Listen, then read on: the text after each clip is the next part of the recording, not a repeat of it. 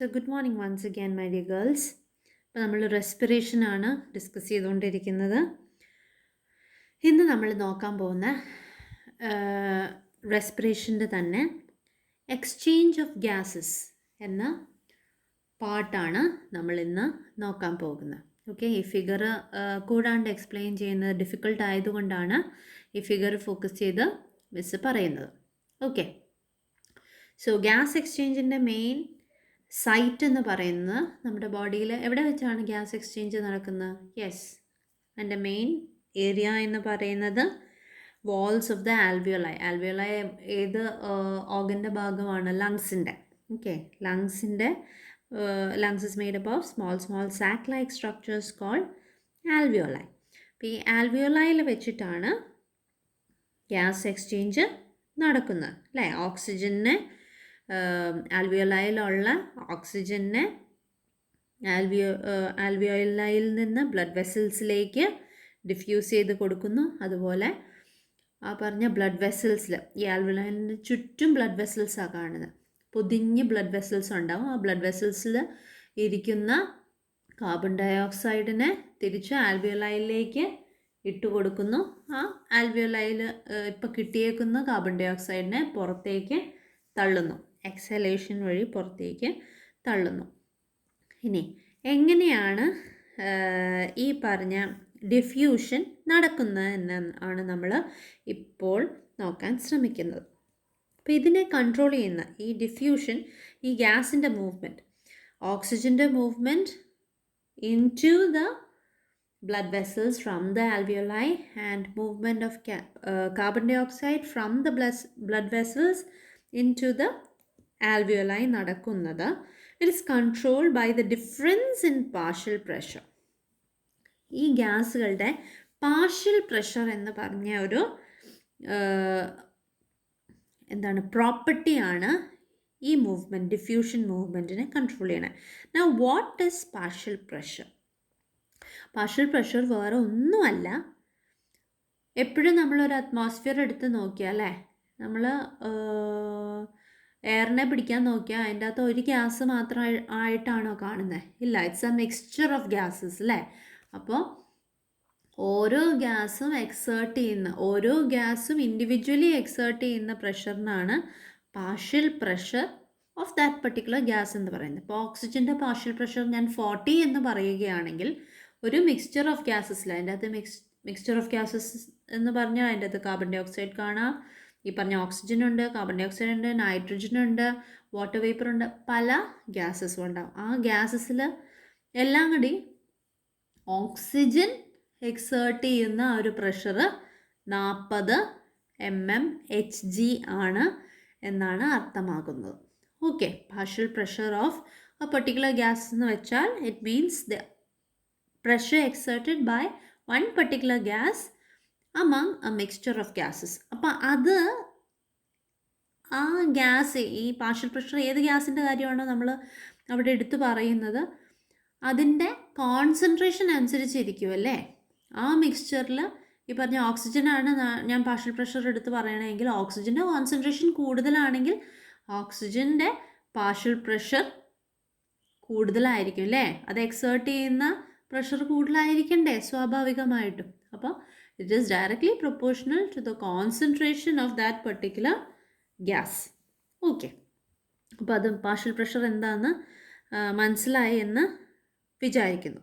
അപ്പോൾ partial pressure അനുസരിച്ചിരിക്കും, partial pressure of oxygen and carbon dioxide അനുസരിച്ചിരിക്കും ഈ പറഞ്ഞ ഗ്യാസസിൻ്റെ movement to the alveoli and from the alveoli.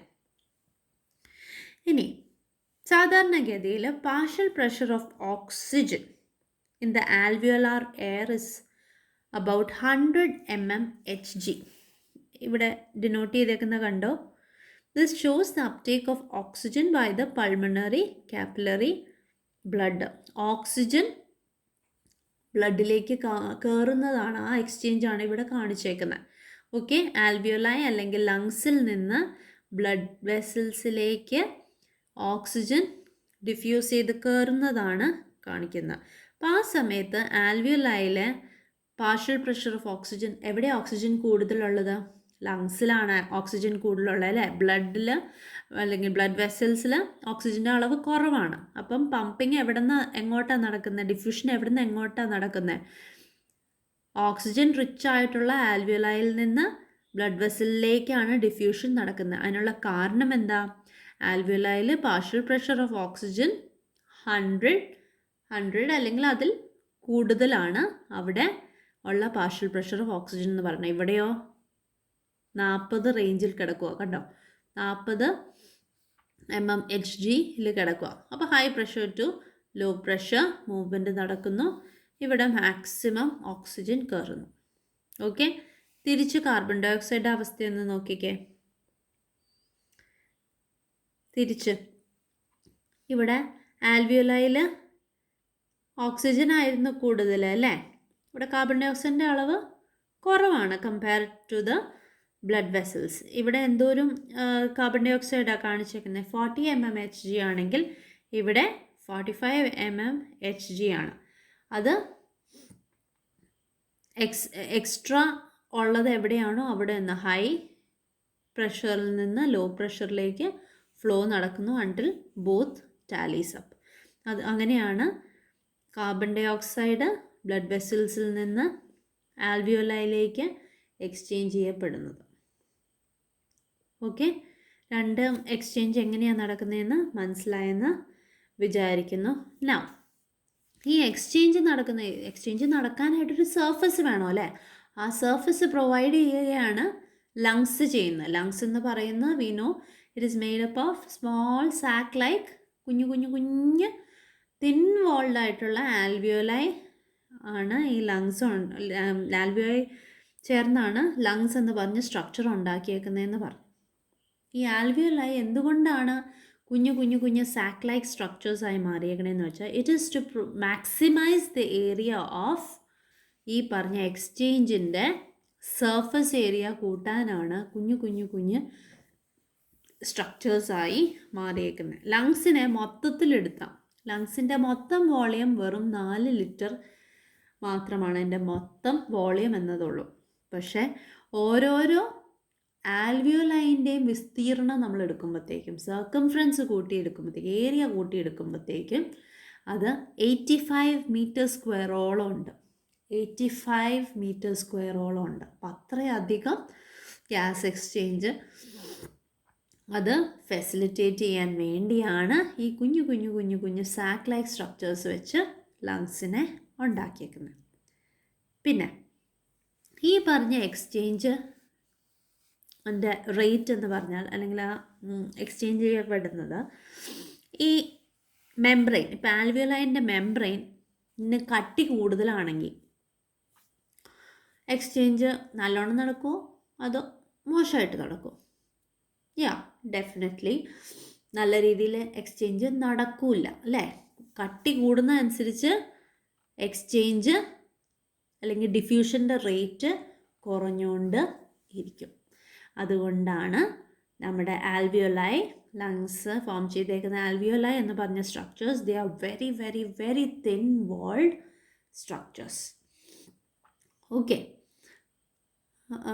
വളരെ തിന്നായിട്ടുള്ള നേർന്ന മെംബ്രെയിൻസ് വെച്ചിട്ടാണ്, മെംബ്രെയിൻ നമുക്ക് പറയാം അത്രയും തിന്നായിട്ടുള്ളൊരു ലൈനിങ് പോലത്തെ സ്ട്രക്ചർ വെച്ചാണ് ആൽവിയോലൈനെ ഉണ്ടാക്കിയേക്കുന്നത്. ആ ഒരു മെംബ്രെയിനെ നമുക്ക് വേണമെങ്കിൽ ബ്ലഡ് ഗ്യാസ് ബാരിയർ എന്ന് വിളിക്കാം. അത്രയ്ക്കുള്ള ഒരു ചെറിയൊരു ഡിവിഷൻ എന്ന് മാത്രമേ പറയാനുള്ളൂ. അത്രയുള്ളൊരു ഗ്യാപ്പ് മാത്രമേ ബ്ലഡും ഗ്യാഷ്യസ് മീഡിയമായ ലങ്സിൻ്റെ ഏരിയയും നമ്മുടെ ബ്ലഡ് വെസൽസും തമ്മിൽ ചെറിയ നേർന്നൊരു ബ്ലഡ് ഗ്യാസ് ബാരിയർ ആയിട്ട് നിൽക്കുന്ന ഒരു മെംബ്രെയിൻ്റെ ഒരു തടസ്സം മാത്രമേ ഉള്ളൂ. എത്രത്തോളം ആ തടസ്സത്തിന് തിക്നെസ് കൂടുന്നു, എക്സ്ചേഞ്ചിൻ്റെ ഇഫക്റ്റീവ്നെസ് കുറഞ്ഞുകൊണ്ടിരിക്കുന്നു. ഓക്കെ, അപ്പോൾ these are the things that we have to understand in connection with the exchange of gases. So ഏതൊക്കെ ഗ്യാസസ് ആണ് മെയിൻലി എക്സ്ചേഞ്ച് ചെയ്യപ്പെടുന്നത്? ഏതൊക്കെ ഗ്യാസസ് ആണ്? As far as human beings are concerned അല്ലെങ്കിൽ vertebrates are concerned, നമുക്ക് animals, mainly animals are concerned, ഓക്സിജനും carbon dye oxide നമുക്ക് റെസ്പിറേഷനുമായിട്ട് ബന്ധപ്പെട്ട് പറയുമ്പോൾ മെയിൻ കൺസേൺ ഉള്ള ഗ്യാസസ് ഉള്ളൂ അല്ലേ. അപ്പോൾ ആദ്യം ഓക്സിജനെ കുറിച്ച് നമുക്ക് പറയാം. ഓക്സിജൻ എങ്ങനെയാണ് ട്രാൻസ്പോർട്ടഡ് ആവുന്നത്? നമ്മൾ ഈ പറഞ്ഞ പോലെ ബ്ലഡിൽ ഡിസോൾവ് ചെയ്ത് ട്രാൻസ്പോർട്ടഡ് ആവാം, പിന്നെ ഹീമോഗ്ലോബിൻ വഴി ട്രാൻസ്പോർട്ടഡ് ആവുന്നുണ്ടെന്ന് നമുക്കറിയാം. നമുക്ക് ആലോചിക്കാൻ ഇപ്പം 2 റൂട്ട് ഉണ്ടെന്ന് മനസ്സിലായില്ലേ. ബ്ലഡിൽ ഡിസോൾവ് ചെയ്ത് പോകുന്നുണ്ട്, കൂടാണ്ട് ഹീമോഗ്ലോബിനിൽ അറ്റാച്ച് ചെയ്തത് പോകുന്നുണ്ട്. ബ്ലഡിൽ ഡിസോൾവ് ചെയ്ത് പോകുന്ന ഓക്സിജനെ ബ്ലഡിലുള്ള ഡിസോൾവ് ഫോമായിട്ട് പോകുന്ന ഓക്സിജൻ്റെ അളവ് വളരെ കുറവാണ്. അതുകൊണ്ടാണ് നമുക്ക് ഹീമോഗ്ലോബിനായിട്ട് അറ്റാച്ച് ചെയ്ത് ഓക്സിജനെ ട്രാൻസ്പോർട്ട് ചെയ്യേണ്ട ഒരു അമിതമായ ആവശ്യം നമുക്ക് വരുന്നത്. അതെന്തുകൊണ്ടാണെന്നാണ് ഞാൻ എൻ്റെ ഈ റൈറ്റപ്പിൽ കാണിക്കാൻ ശ്രമിക്കുന്നത്. ഓക്കെ, ഇവിടെ നിങ്ങൾക്ക് ഈ പടം കാണുന്നുണ്ടാവും. ഇത് I just try to explain partial pressure explain ചെയ്യാനാണ് ശ്രമിച്ചത്. ഓരോരോ ഡോട്ട്സ് ഓരോരോ ഗ്യാസസിനെയാണ് ഡിനോട്ട് ചെയ്യുന്നത്. അത് എക്സേർട്ട് ചെയ്യുന്ന പ്രഷർ, അതിൽ ഞാനിവിടെ ഓക്സിജൻ്റെ പാർഷ്യൽ പ്രഷറാണ് ഞാൻ എക്സ്പ്ലെയിൻ ചെയ്യാൻ ശ്രമിച്ചേക്കുന്നത്. അപ്പോൾ അതിൽ ഓക്സിജൻ മോളിക്യൂൾസ് ഏതാണോ ഓക്സിജൻ മോളിക്യൂൾസ് എക്സേർട്ട് ചെയ്യണ പ്രഷർ ആണ് PO2 എന്ന് പറഞ്ഞ് നമ്മൾ ഡിനോട്ട് ചെയ്യണത്. അപ്പോൾ അത് higher the concentration of oxygen, higher will be its partial pressure, and partial pressure കൂടുന്തോറും അത് ബ്ലഡിലേക്ക് ഡിസോൾവ് ചെയ്ത് കയറുന്ന തോതും കൂടുന്നു. അതാണ് അവിടെ മെൻഷൻ ചെയ്തേക്കുന്നത്. ഓക്കെ, നമ്മളിപ്പോൾ ഇവിടെ മനസ്സിലാക്കാൻ ശ്രമിക്കുന്നത് എന്തുകൊണ്ടാണ് ഹീമോഗ്ലോബിൻ ഒരു ഓക്സിജൻ കാരിയറായിട്ട് നമുക്ക് ശരീരത്തിൽ വേണ്ടി വന്നത്. വെറുതെ ഡിസോൾവ്ഡ് ഫോമായിട്ട് ഓക്സിജൻ ട്രാൻസ്പോർട്ട് ചെയ്താൽ പോരായിരുന്നോ എന്നാണ് നമ്മൾ മനസ്സിലാക്കാൻ ശ്രമിക്കുന്നത്. അപ്പോൾ അത് മനസ്സിലാക്കാൻ ശ്രമിക്കുന്നതിന് മുന്നേ ആദ്യമേ നമ്മൾ ഓർത്തിരിക്കേണ്ട ഒരു കാര്യമുണ്ട്. അറ്റ് റെസ്റ്റ്, നമ്മുടെ ബോഡി റെസ്റ്റിലിരിക്കുമ്പോൾ, നമ്മൾ ഫിസിക്കൽ ആക്ടിവിറ്റീസ് ഒന്നും ചെയ്യാണ്ട് അറ്റ് റെസ്റ്റിലിരിക്കുമ്പോൾ, ഇൻവോളണ്ടറി ആക്ടിവിറ്റീസ് മാത്രം ചെയ്യാൻ വേണ്ടിയ കാര്യമാണ് പറയുന്നത്. നമ്മുടെ സെല്ലിലെ റിക്വയർമെൻറ്റ് ഓക്സിജൻ, അല്ലെങ്കിൽ നമ്മുടെ ബോഡിയുടെ ഓക്സിജൻ റിക്വയർമെൻറ്റ് എന്ന് പറയുന്നത് 250 ml per minute ഓക്സിജൻ നമ്മുടെ ബോഡി സെൽസിന് ആവശ്യമാണ്. ഓക്കെ, എന്തൊരു ഓക്സിജൻ ആവശ്യമാണ്? 250 ml per minute ഓക്സിജൻ ആവശ്യമാണ്. Okay, 250 ml of oxygen per minute നമ്മുടെ ശരീരം നിലനിൽക്കാൻ, വേറെ കാര്യങ്ങളൊന്നും ചെയ്യാനല്ല, ഇൻവോളണ്ടറി കാര്യങ്ങൾ, അത്യാവശ്യം വേണ്ട കാര്യങ്ങൾ മാത്രം ചെയ്യാൻ ഇത്രയും ഓക്സിജൻ നമുക്ക് ആവശ്യമാണ്. അപ്പോൾ ഡിസോൾവ്ഡ് ഓക്സിജൻ എത്രത്തോളം നമ്മുടെ ശരീരത്തിൽ അവൈലബിൾ ആണെന്നാണ് നമ്മളിവിടെ നോക്കാൻ ശ്രമിക്കുന്നത്. ഓക്കെ, അപ്പോൾ നമ്മൾ നേരത്തെ പറഞ്ഞു എവിടെ നിന്നാണ് നമുക്ക് ഓക്സിജൻ ഡിസോൾവ് ചെയ്ത് കയറുന്ന ബ്ലഡിലേക്ക്? ആൽവിയോലയിൽ നിന്നാണ്. അവിടെ 100 പാർഷ്യൽ പ്രഷർ ഓഫ് ഓക്സിജൻ 104 അല്ലെങ്കിൽ അറൗണ്ട് 100 mmHg നിൽക്കുമ്പോഴാണ് മാക്സിമം ആയിട്ട് ഇങ്ങോട്ട് ഓക്സിജൻ കയറുന്ന. Maximum partial pressure of oxygen ഉള്ളപ്പോഴാണ് മാക്സിമം അത് ഡിസോൾവ് ചെയ്യുന്ന, ഓക്സിജൻ മാക്സിമം ആയിട്ട് ബ്ലഡിലേക്ക് ഡിസോൾവ് ചെയ്യണമെന്ന് പറഞ്ഞു. അപ്പോൾ ആ മാക്സിമം റേറ്റ് ആണ് ഇപ്പം നമ്മൾ പറയാൻ പോകുന്ന 100 ml ഓഫ് ആർട്ടീരിയൽ ബ്ലഡിൽ ആകെ ഡിസോൾവ് ചെയ്ത് മാക്സിമം പാർഷ്യൽ പ്രഷർ ആയ 100 mmHg ആണെങ്കിൽ അവിടെ ഡിസോൾവ് ചെയ്ത് കയറുന്ന ഓക്സിജൻ്റെ അളവ് എന്ന് പറഞ്ഞാൽ 0.3 ml ഓക്സിജനാണ്. 100 ml ഓഫ് ആർട്ടീരിയൽ ബ്ലഡിൽ ഉള്ള മാക്സിമം ഡിസോൾവ്ഡ് ഓക്സിജൻ്റെ അളവാണ് പറയണത് 0.3 ml ഓക്സിജൻ ആണ് ഇവിടെ മെൻഷൻ ചെയ്തേക്കണം. 0.3 ml of oxygen per decilitre of blood. per 100 ml of blood. 0.3 ml of oxygen per 100 ml of blood ആണ് നമുക്ക് ഡിസോൾവ് ഫോമിൽ ഓക്സിജൻ അവൈലബിൾ ആയിട്ടുള്ളൂ. 0.3 ml of oxygen per 100 ml of blood, അല്ലെങ്കിൽ you can say 3 ml of oxygen per liter of blood. അങ്ങനെ പറയാലോ. 3 ml of oxygen per liter of blood ആണ് നമുക്ക് ഉള്ളത്. അപ്പോൾ നമ്മുടെ ശരീരത്തിൽ ഒരു ആവറേജ് കണക്കെടുത്താൽ 5 ലിറ്റർ ഓഫ് ബ്ലഡ് എന്നാണ് നമ്മൾ പറയുന്നത്. അപ്പോൾ 3 ml per ലിറ്റർ ആണ് ഓക്സിജൻ അവൈലബിൾ ആയിട്ടുള്ളത്. അപ്പോൾ 3 ml per litre into 5 litre you will get 15 ml of oxygen. അപ്പം മൊത്തം നമ്മുടെ ശരീരത്തിൽ ഡിസോൾവ് ഫോമിലുള്ള ഓക്സിജൻ്റെ കണക്കാണ് ഈ പറഞ്ഞത്. ആകെ ഉള്ളത് 15 ml ആണ് ഡിസോൾവ് ആയിട്ട് ഉള്ളൂ. നമുക്ക് ആവശ്യമുള്ളതോ ഒരു മിനിറ്റിൽ ബോഡി സെൽസിന് എത്ര ഓക്സിജൻ ആവശ്യമുണ്ട്? 250 ml of oxygen per minute നമ്മുടെ ശരീരം നിലനിൽക്കാൻ ആവശ്യമാണ്. നമ്മുടെ ശരീരത്തിൽ മൊത്തം ഉള്ളതോ ഡിസോൾവ് ഫോമിലുള്ളത് വെറും 15 ml ഓക്സിജനാണ്. അപ്പോൾ ഇത് തമ്മിലുള്ള ഗ്യാപ്പ് ഭയങ്കര ഹ്യൂജാണ് അല്ലേ? 250 അവിടെ കിടക്കണം, 15 അവിടെ കിടക്കണം. അപ്പോൾ അതിൽ നിന്ന് നമുക്ക് മനസ്സിലായി കഴിഞ്ഞു എത്രത്തോളം അത്യാവശ്യമാണ് വേറെ ഒരു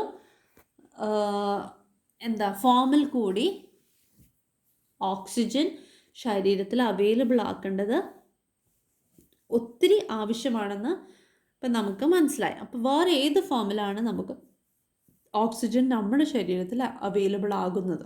ഹയർ ഫോംസിലാണ് ഹീമോഗ്ലോബിൻ ഉള്ളൂ, ദാറ്റ് വി നോ അല്ലേ? അപ്പോൾ അപ്പോഴാണ് ഹീമോഗ്ലോബിൻ എന്ന് പറഞ്ഞ പ്രോട്ടീൻ മോളിക്യൂളിന് അവിടെ പ്രാധാന്യം വരുന്നത്. ഓക്സിജൻ കാരിയർ ആണെന്ന് നമുക്കറിയാം. It is A respiratory pigment in the blood. അതിൻ്റെ സ്ട്രക്ചർ ഇവിടെ മെൻഷൻ ചെയ്ത് പോകുന്നുണ്ട്. എൻ്റെ സ്ട്രക്ചറായിട്ട് ഒരു ഷോർട്ട് എസ്സേക്കൊക്കെ ചോദിക്കാവുന്നതാണ്. വരയ്ക്കാനൊന്നും എൻ്റെ ഡീറ്റെയിൽ സ്ട്രക്ചർ വരയ്ക്കാൻ അറിയണ്ട, അല്ലാണ്ട് ഒരു റഫ് സ്ട്രക്ചർ വരയ്ക്കാൻ അറിയുന്നത് നന്നായിരിക്കും. ഇന്നത്തെ ക്ലാസ്സിൽ ഞാൻ ഇടുന്നില്ല. നെക്സ്റ്റ് ക്ലാസ്സിൽ അതിൻ്റെ structure I show you. Okay, ഇന്നത്തെ ക്ലാസ്സിൽ ഞാൻ ഹീമോഗ്ലോബിൻ്റെ സ്ട്രക്ചർ ഡിസ്കസ് ചെയ്യുന്നില്ല. ഹീമോഗ്ലോബിന് കാരിയർ ആണെന്ന് പറഞ്ഞ് ഞാൻ നിർത്തുകയാണ്. ഓക്കെ, അപ്പോൾ ഹീമോഗ്ലോബിനിലൂടെ ഓക്സിജൻ ട്രാൻസ്പോർട്ട് ചെയ്യേണ്ടതിൻ്റെ ആവശ്യമാണ് ഇന്ന് നമ്മൾ മനസ്സിലാക്കാൻ ശ്രമിച്ചത്. അപ്പോൾ മെജോറിറ്റി ഓക്സിജനും ചുരുക്കി പറഞ്ഞാൽ ഹീമോഗ്ലോബിനുമായിട്ട് അറ്റാച്ച് ചെയ്താണ് നമ്മുടെ ശരീരത്തിൽ കാണുന്നത്. ഹീമോഗ്ലോബിനായിട്ട് അറ്റാച്ച് ചെയ്ത ഓക്സിജനെ നമ്മൾ ഓക്സി ഹീമോഗ്ലോബിൻ, വാക്കുണ്ടോ, ഓക്സി ഹീമോഗ്ലോബിൻ എന്ന് വിളിക്കുന്നു. And it is A reversible combination. ഓക്സിജനും ഹീമോഗ്ലോബിനും കൂടെ കമ്പൈൻ ചെയ്യുന്നത് റിവേഴ്സിബിൾ റിയാക്ഷനാണ്. അതിനെ തിരിച്ച് ഹീമോഗ്ലോബിൻ മാത്രമായിട്ടും ഓക്സിജൻ മാത്രമായിട്ടും മാറാൻ പറ്റും. അപ്പോൾ പറ്റുന്നതുകൊണ്ടാണല്ലോ നമുക്ക് ആ ഓക്സിജനെ യൂട്ടിലൈസ് ചെയ്യാൻ പറ്റുന്നത്. ഓക്കെ, അപ്പം ഒരു ഗ്രാം ഓഫ് ഹീമോഗ്ലോബിൻ എത്രത്തോളം ഓക്സിജൻ ക്യാരി ചെയ്യുന്നു എന്നുള്ള കണക്കാണ് ഇവിടെ കാണിച്ചിരിക്കുന്നത്. 1 gram of haemoglobin can combine with 1.39 ml of oxygen. ഒരു gram haemoglobin 1.39 ml of oxygen. ബ്ലഡിൽ സാധാരണഗതിയിൽ എത്രത്തോളം ഹീമോഗ്ലോബിൻ ഉണ്ടെന്നാണ് പറയുന്നത്? എത്ര പറഞ്ഞത്? 15 വേണമെന്നില്ല, 11-12 ഒക്കെയാണ് സാധാരണ സ്ത്രീകളിൽ കാണുന്നത്. അത്ര mg ഓഫ് ഹീമോഗ്ലോബിനാണ് കാണുന്നത്. ഒരു 11-12 mg ഓഫ് ഹീമോഗ്ലോബിൻ. അതനുസരിച്ചാണെങ്കിൽ എത്രയാണെന്ന് വെച്ചാൽ മൾട്ടിപ്ലൈ. ഇപ്പോൾ 15 ആണെങ്കിൽ നമുക്കുള്ള അളവാണ് പറയുന്നത്. Accordingly oxygen capacity of 100 ml of blood is 20.8. ഇതുമായിട്ട് മൾട്ടിപ്ലൈ ചെയ്തുള്ള കണക്കാണ് ഇവിടെ കൊടുത്തേക്കുന്നത്. ഓക്കെ, അപ്പോൾ oxygen saturation of the arterial blood is 97.5, near to 100% oxygen saturation വരുന്നുണ്ട്. അപ്പോൾ ഇത്രയും ഡീറ്റെയിൽസ്, ഇത്രയും ml of blood per 100 ml, sorry ഇത്രയും ml of oxygen per 100 ml നമുക്ക് ഹീമോഗ്ലോബിൻ എന്ന റൂട്ടിലൂടെ നമുക്ക് ട്രാൻസ്പോർട്ട് ചെയ്ത് കിട്ടുന്നുണ്ട്. അതേസമയം ഡിസോൾവ്ഡ് ഓക്സിജൻ എന്ന റൂട്ടിൽ നമുക്ക് വെറും 15 ml ആണ് മൊത്തം 5 ലിറ്ററിലൂടെ നമുക്ക് കിട്ടാൻ ഉള്ളൂ. ഇത് 100 ml ആണ് ഈ പറഞ്ഞ 20.8 ml.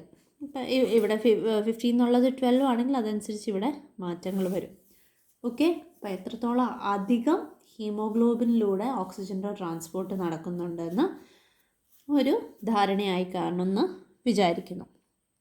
ഇനി ഇമ്പോർട്ടൻ്റ് ആയിട്ടുള്ളൊരു കേർവാണ് ഓക്സിജൻ ഡിസോസിയേഷൻ കേർവ്. കാണുന്നുണ്ടോ? ഇതൊരു ഷോർട്ട് എസ്സേ ആയിട്ട് ചോദിക്കാൻ സാധ്യതയുള്ളൊരു ക്വസ്റ്റ്യനാണ് oxygen dissociation curve. Oxygen dissociation curve എന്ന് പറഞ്ഞാൽ ഇതിൻ്റെ ആക്സിസ് നോക്കിക്കോ. എന്തൊക്കെയാണ് അതിൻ്റെ അകത്ത് ഇൻഡിക്കേറ്റ് ചെയ്തേക്കണേ? Pressure of oxygen in the blood, അഥവാ അതിൻ്റെ PO2, partial pressure of oxygen in the blood, PO2 ആണ് എക്സ് ആക്സിസിൽ. വൈ ആക്സിസിലോ ഹീമോഗ്ലോബിൻ സാച്ചുറേഷൻ ആണ് കാണിക്കുന്നത്. അപ്പോൾ what is this oxygen dissociation curve show? The oxygen combining capacity of haemoglobin, എത്രത്തോളം ഓക്സിജനായിട്ട് ഹീമോഗ്ലോബിന് കമ്പൈൻ ചെയ്യാൻ പറ്റുമെന്നാണ് ഈ ഓക്സിജൻ ഡിസോസിയേഷൻ കർവ് കാണിക്കുന്നത്. ഓക്കെ, അപ്പോൾ ഓക്സിജൻ ഡിസോസിയേഷൻ കർവിൻ്റെ എക്സ് ആക്സിസിൽ partial pressure of oxygen in the ബ്ലഡും വൈ ആക്സിസിൽ ഹീമോഗ്ലോബിൻ സാച്ചുറേഷനും കാണിക്കുന്നു. ഓക്കെ, സോ ഓരോരോ കണ്ടീഷൻസ് ആണ് ഇവിടെ കാണിക്കുന്നത്. ഓക്കെ, ഇവിടെ മെൻഷൻ ചെയ്തേക്കുന്ന കണ്ടീഷൻസ് നോക്കിയാൽ നമുക്ക് ഒരു ഐഡിയ കിട്ടും.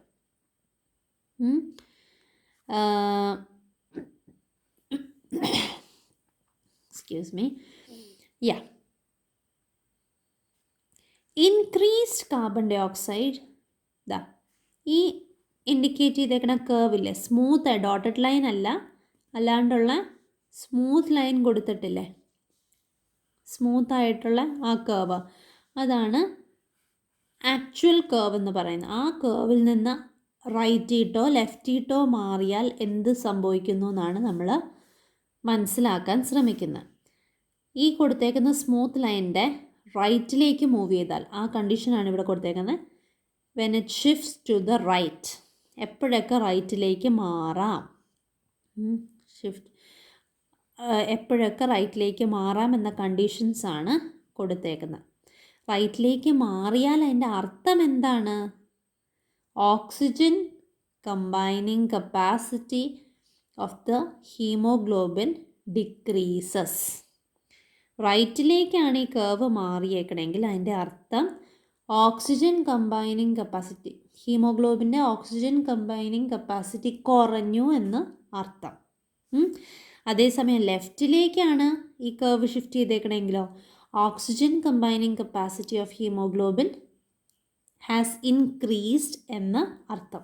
എപ്പോഴൊക്കെയാണ് ഓക്സിജൻ കമ്പൈനിങ് കപ്പാസിറ്റി ഡിക്രീസ് ചെയ്യണത്, അല്ലെങ്കിൽ എപ്പോഴൊക്കെയാണ് ഈ കർവ് റൈറ്റിലേക്ക് നീങ്ങുന്നത് എന്ന സിറ്റുവേഷൻസ് ആണ് ഇവിടെ 1, 2, 3 എന്ന് പറഞ്ഞ് ഇട്ടേക്കുന്നത്. Situation 1, increased hydrogen ions. Increased hydrogen ions എന്ന് പറഞ്ഞാൽ ആസിഡിക് കണ്ടീഷൻ അല്ലേ, H+ അയോൺസ് കൂടുന്ന അവസ്ഥ. ഇൻക്രീസ്ഡ് കാർബൺ ഡൈ ഓക്സൈഡ് അല്ലെങ്കിൽ അസിഡിറ്റി, അതിന് വേറൊരു ടേം കൂടി പറയും. ഓക്കെ, ഇൻക്രീസ്ഡ് കാർബൺ ഡൈ ഓക്സൈഡിൻ്റെ അളവ് കൂടുമ്പോൾ oxygen combining capacity of haemoglobin കുറയുന്നതിന് ആ ഒരു ഫിനോമിനയ്ക്ക് ബോർ ഇഫക്റ്റ് എന്ന് കൂടി പറയുന്നു കേട്ടോ. ഓക്കെ, ഓക്സിജൻ്റെ അളവ് കൂടുന്നതനുസരിച്ച് ഹീമോഗ്ലോബിൻ്റെ ഓക്സിജൻ കമ്പൈനിങ് കപ്പാസിറ്റി കൂടുന്ന ആ ഫിനോമിനയ്ക്ക് ബോർ ഇഫക്റ്റ് എന്ന് കൂടി പറയുന്നുണ്ട്. പിന്നെ ഉള്ളൊരു third condition in which oxygen combining capacity of hemoglobin decreases is increased temperature. വേറെ ഒരു അവസ്ഥ കൂടിയുണ്ട്. Increase in DPG, diphosphoglycerate എന്ന് പറഞ്ഞ കോമ്പൗണ്ടിൻ്റെ അളവ് കൂടുമ്പോഴും ഈ പറഞ്ഞ പോലെ ഓക്സിജൻ ഡിസോസിയേഷൻ കർവ് റൈറ്റിലേക്ക് മൂവ് ചെയ്യുക, അഥവാ ഓക്സിജൻ കമ്പൈനിങ് കപ്പാസിറ്റി ഡിക്രീസ് ചെയ്യുക. ഇതിന് ഓപ്പോസിറ്റ് ആയിട്ടുള്ള കണ്ടീഷൻസാണ് നിലകൊള്ളുന്നതെങ്കിൽ കർവ് എങ്ങോട്ട് മൂവ് ചെയ്യും? ലെഫ്റ്റിലേക്ക് മൂവ് ചെയ്യും. ലെഫ്റ്റിലേക്ക് മൂവ് ചെയ്താൽ എന്താണ് സംഭവിക്കുന്നത്?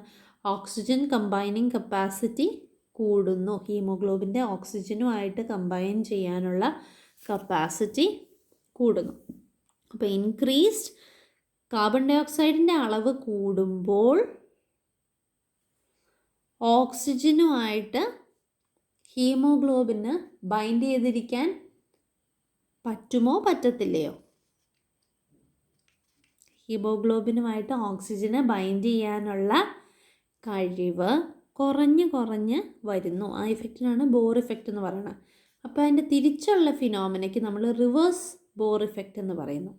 Okay, decreased carbon dioxide സിറ്റുവേഷനിൽ ഓക്സിജൻ കമ്പൈനിങ് കപ്പാസിറ്റി ഇൻക്രീസ് ചെയ്യുന്ന ഫിനോമിനയ്ക്ക് റിവേഴ്സ് ബോർ ഇഫക്റ്റ്, ഇവിടെ ആയിരിക്കും അത് തന്നെ റിവേഴ്സ് ബോർ ഇഫക്റ്റ് എന്ന് പറയുന്നു.